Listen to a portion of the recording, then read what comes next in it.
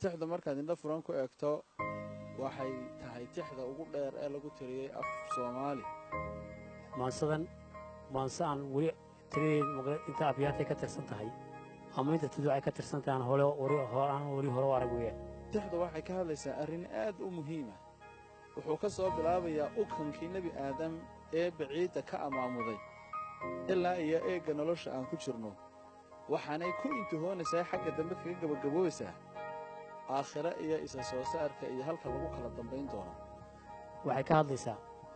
nolosha udubada dhaxadka udubada nolosha oo dhan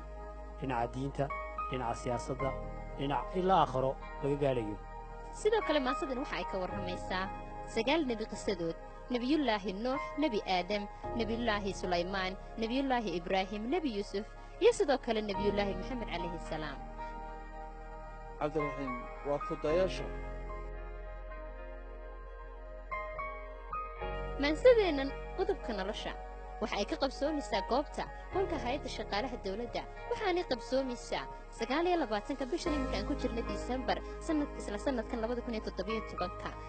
maalin Jimco ah habeenimo sabti soo gelayso 7 habeenimo